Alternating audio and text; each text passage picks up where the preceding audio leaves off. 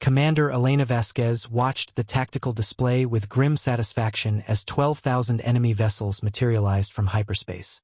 The Zephyrian Empire's 7th Fleet, their most elite formation, had finally arrived at the Kepler 442 system, just as her calculations had predicted. Incoming transmission from the flagship Dominion's Edge reported her AI companion, Arya. "They're demanding our surrender."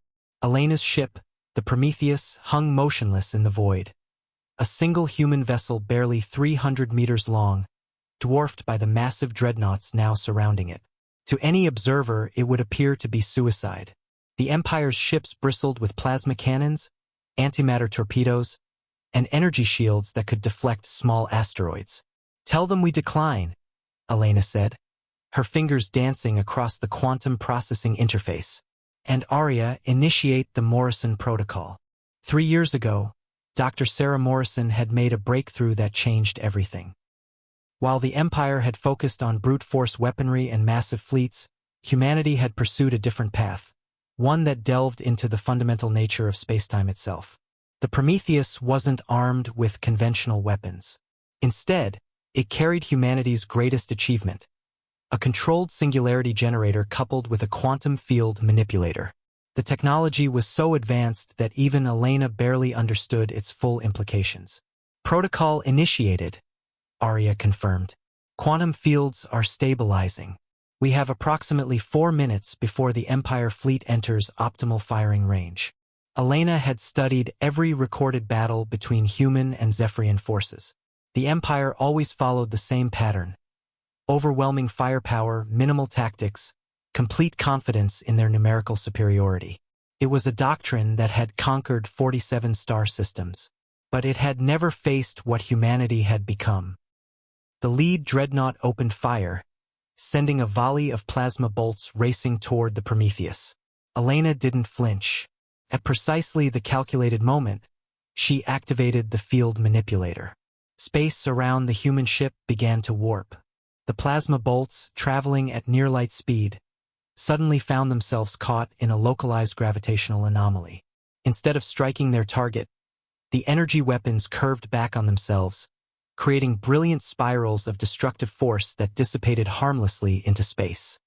"Impossible," came the transmission from Admiral Korthak aboard the Dominion's Edge. "No shield technology can." "It's not a shield," Elena whispered, though she knew the Zephyrian couldn't hear her. "It's geometry." She activated the second phase.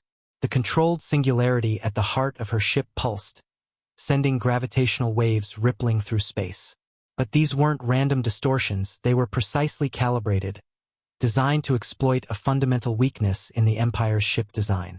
Zephyrian vessels, built for maximum firepower, had compromised structural integrity. Their hulls could withstand direct energy impacts but couldn't handle the subtle stress of manipulated spacetime. As the gravitational waves washed over the fleet, metal began to groan and buckle.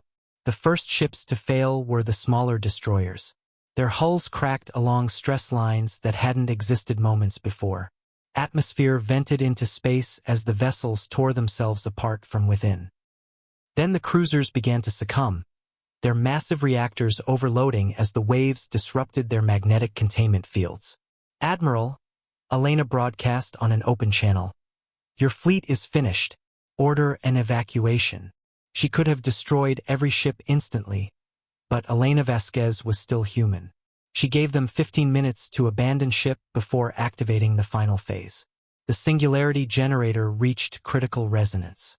Space itself became a weapon, folding and twisting until the remaining dreadnoughts, including the flagship, simply ceased to exist in normal spacetime. They weren't destroyed in any conventional sense. They were edited out of reality, relegated to a parallel dimension where matter couldn't maintain coherence. When it was over, the Prometheus floated alone among thousands of escape pods. The Empire's strongest fleet had been neutralized without firing a single conventional shot. Elena opened a channel to the survivors. "Tell your Empire that humanity offers peace, but we will defend ourselves. We've moved beyond your understanding of warfare. Choose your next move carefully."